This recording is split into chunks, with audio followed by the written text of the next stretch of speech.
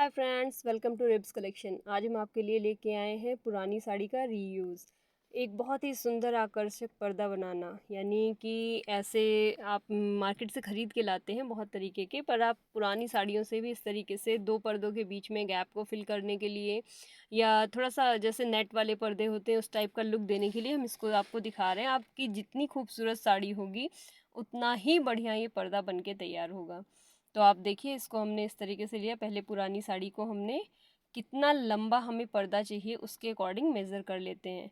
जैसे नॉर्मली हम जानते हैं कि 7 फीट की डोर होते हैं, किसी किसी का 9 फीट का भी होता है। तो आपको जितना लंबा चाहिए उसके अकॉर्डिंग आप मेज़र कर लीजिए। और जितना आपका है दरवाज़ा, जैसे 7 फीट का है तो 7 फीट के बाद ऊपर से लगभग 4 अंगुल का एक्स्ट्रा आप मार्जिन ले लीजिएगा, क्योंकि थोड़ा सा फोल्ड करने में आता है, थोड़ा सा और कटिंग वटिंग में आता है, तो उसके लिए आप 3 से 4 अंगुल एक्स्ट्रा रख लीजिएगा।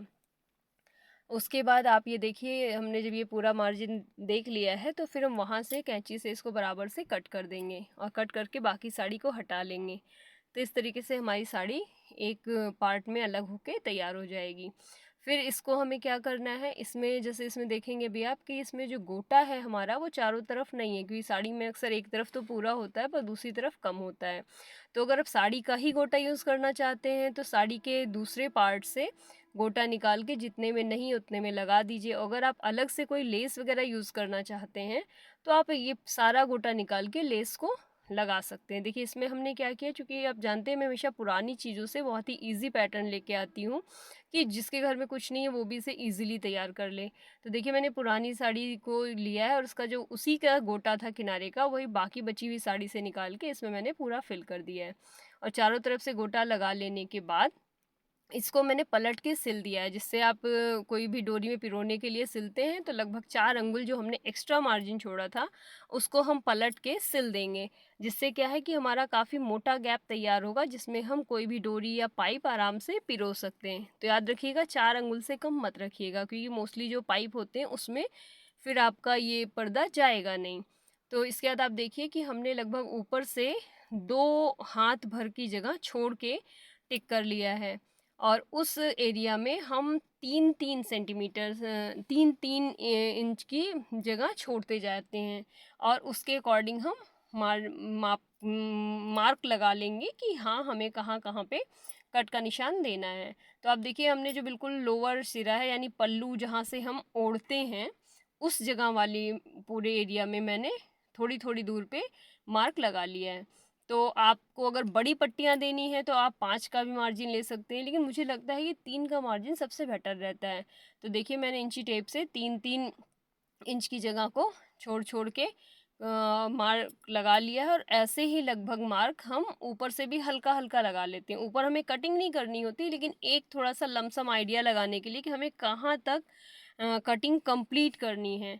अगर आप ऊपर से बहुत लंबा नहीं चाहते हैं तो थोड़ा नीचे तक भी आप इसे छोड़ सकते हैं, पर मैंने ऊपर से 2 हाथ का स्पेस छोड़ा है और उसके बाद ये मार्क लगा लिया कि हमें बस यहीं तक कटिंग करनी है, इसके बाद कटिंग नहीं करनी है। नहीं तो हमारा पूरा पर्दा ही अलग अलग भाग में हो जाएगा तो वो अच्छा नहीं लगेगा।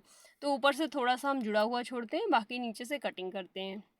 अब आप देखिए इसको किस तरीके से बहुत ही सिंपल स्टेप्स के साथ हम तैयार कर लेते हैं। तो जो लोग फ्रेंड्स मेरी पहली बार इस वीडियो को देख रहे हैं उनको मैं बता दूं कि मैं आपके लिए हमेशा बहुत ही इजी और सिंपल पैटर्न से घर की यूज़ की चीज़ें लेके आती रहती हूँ।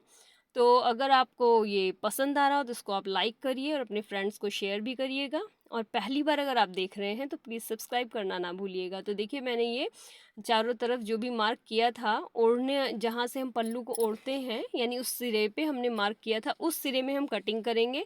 और याद रखिएगा, जिधर हमने 4 अंगुल फोल्ड करके सिलाई की वहाँ से हम कटिंग नहीं करेंगे। तो आप ये ध्यान रखिएगा। और फिर उस कटिंग के बाद हम हाथ से ही उसको फाड़ते जाते हैं। और कहाँ तक फाड़ते हैं, जहाँ हमने ऊपर 4 इंची सिलाई मोड़ के की थी उसके 2 हाथ छोड़ के हमने एक मार्क लगाया था, वहाँ तक हम फाड़ेंगे। इस बात का हमें बहुत ज़्यादा ध्यान देना है, क्योंकि अगर इसका हम ध्यान नहीं देंगे तो गड़बड़ हो जाएगी और हमारी पूरी साड़ी फट के अलग हो जाएगी और हमारा पूरा पैटर्न बेकार हो जाएगा। तो इसको आप देखते हुए देखिएगा। और जितने भी आपने इसमें पार्ट कट किए हैं, यानी हमने 3 इंच के लिए थे तो मेरे 6 या 7 बने हैं। आपकी साड़ी, किसी की साड़ी ज़्यादा चौड़ी होती है, किसी की कम होती है, तो उसके अकॉर्डिंग बनेगा। तो ऐसा कोई इशू नहीं है कि आपको कितने पार्ट करने हैं, कितने नहीं करने हैं। बस उसके अकॉर्डिंग आप काट के इसको तैयार करते चले जाइएगा। तो इस तरीके से आपको ये बनाते चले जाना है। अगर कोई क्वेरी हो तो आप मुझे कमेंट सेक्शन में पूछ सकते हैं, मैं आपकी क्वेरी को सॉल्व कर दूँगी। चूँकि इतना ईज़ी पैटर्न है तो कोई क्वेरी आनी नहीं है, आप बस इसको देखते जाइए और करते जाइए। और अगर आपका कोई नेट की साड़ी है तो नेट की साड़ी को इस तरीके से मत फाड़िएगा कि आप एक तरफ से करके दूसरी तरफ से कर, उसको आप कैंची से ही काटिएगा, वरना वो ख़राब हो सकती है। मेरी जॉर्जेट थी इसलिए मैंने इस तरीके से कटिंग कर दिया है। अब आप देखिए कि जब आप इस तरह से फाड़ के अलग करते हैं या कटिंग करते हैं तो बहुत सारे थ्रेड्स आपके निकलने लगते हैं और वो उलझने लगते हैं। तो उसके लिए हमें ये खास कर ध्यान देना होगा कि हम एक कोई कैंडल, या फिर वैसे तो कहते हैं कि आप लाइटर से कर सकते हैं, लेकिन लाइटर आपको जला के रखने में दिक्कत होगी। तो इसलिए मैंने यहाँ पे एक कैंडल लिया है और कैंडल को मैं एक स्टैंड पे लगा के खड़ा कर दूँगी, जिससे वो जलती रहेगी। और उसके किनारे से बहुत ही ध्यान से आप देखिएगा कि बहुत ज़रा सा, मतलब सेकंड्स लगेंगे, 2-3 सेकंड से ज़्यादा आपकी साड़ी एक जगह रुकनी नहीं चाहिए, तो आपकी साड़ी जलेगी नहीं और किनारे आपके सुरक्षित होते चले जाएंगे। तो इस तरीके से आप जो भी कैंडल हो, और देखिएगा बहुत लंबी लौ वाला कोई दिया नहीं हो या ऐसा कुछ ना हो, छोटी बत्ती हो जिससे कि ज़्यादा कालिक भी ना निकले और आपकी साड़ी होती चली जाए। इसको करना इसलिए ज़रूरी है कि जितने भी आपके ये निकल रहे हैं धागे, वो इससे जल के ख़त्म हो जाएंगे और प्लस किनारा सुरक्षित हो जाएगा, उसमें से निकलेंगे नहीं। अदरवाइज़ आप ऐसे अगर लगा देंगे तो इतने ज़्यादा धागे निकलेंगे कि वो आपको उलझा के ख़राब कर देंगे। तो इसके लिए आपको ये करना है। देखिए मैं आपको थोड़ा सा करके दिखा रही हूँ, कि पूरा दिखाऊंगी तो बहुत लंबा वीडियो हो जाएगा। तो जितने भी एक्स्ट्रा धागे हैं वो मैं जलाती जाती हूँ और दोनों ही किनारे साड़ी के मैं ठीक करती चली जा रही हूँ, जिससे कि दोबारा वहाँ से ना धागे निकले ना फटे। तो देखिए लुक इसका तैयार हो गया है। और देखिए इसके अलग अलग ये जो कर्टन्स जब हवा में हिलते हैं, लग फटे हुए हैं लेकिन मतलब लुक इसका बहुत अच्छा आता है। और इसको आप नया लुक देने के लिए ये भी कर सकते हैं कि आप इसके दोनों तरफ से नॉर्मल कर्टन्स लगा दीजिए और बीच में इसको लगा दीजिए, तो बहुत अच्छा लुक आएगा। ऐसे ही बढ़िया वीडियो देखने के लिए चैनल को सब्सक्राइब करना ना भूलें। मिलते हैं नेक्स्ट वीडियो में।